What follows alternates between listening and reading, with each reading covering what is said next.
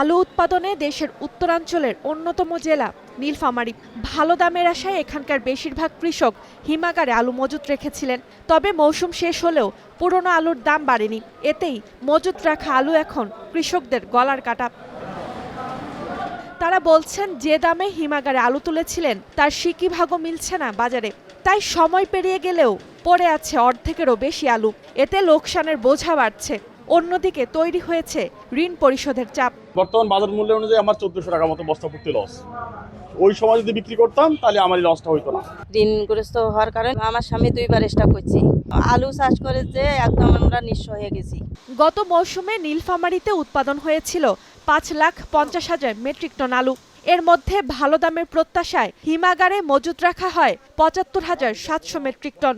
50 কেজির এক একটি বস্তা রাখতে খরচ পড়ে 700 টাকা। অথচ বাজারে বিক্রি করতে হচ্ছে মাত্র 100 থেকে 150 টাকায়। ফলে বিপুল পরিমাণ লোকসানের মুখে পড়তে হচ্ছে তাদের। আলুর বস্তা কিনছি 75 টাকা, নিয়ে আসছি 50 টাকা, আবার নিয়ে যাবো 50 টাকা। এখানে বিক্রি করতেছি 500 টাকা, আবার আলু কিনতে গেছে 410 টাকা। 510 টাকা আমার খরচ পড়ে গেছে বস্তা। এখানে বিক্রি করলে হচ্ছে 500 টাকা, আমার 10 টাকা এদিক লস, আবার কৃষি করতে ওটা লস। 1,500 বস্তার মতো রাখছি কোল্ড স্টোরে। তো দেখা গেছে এখন উল্টো পাশে দেখা গেছে সেই আলু বিক্রি করতে হচ্ছে 11 টাকা, 12 টাকা, 14 টাকা। ওই তুলনায় দেখা গেছে সব মিলে আমার 40 থেকে 50 লক্ষ টাকার মতো ক্ষতিগ্রস্ত। একটা বস্তা বিক্রি করিয়া 100-150 টাকা করে পাইছি। তার ভেতর বস্তায় নিচে 75 টাকা, ভ্যান খরচে গেছে 100 টাকা। তাহলে আমরা আলুটা তো একটা টাকা পাইনি। হিমাগার ওলা মালিককে এবং আমাকে ফোন দিয়েছে, আপনারা নিয়ে যান, নাহলে আপনারা ফেলে দেন, নাহলে আমার কলসটা ভাড়া দেন।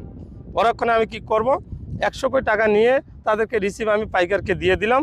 আমার আলু প্রায় 850 ব্যাগ আলু আমার মনে হয় যে 70,000 টাকা বিক্রি। স্থানীয় কৃষি বিপণন কর্মকর্তা বলছেন, এই মুহূর্তে কৃষকদের জন্য তারা কিছু করতে পারছে না।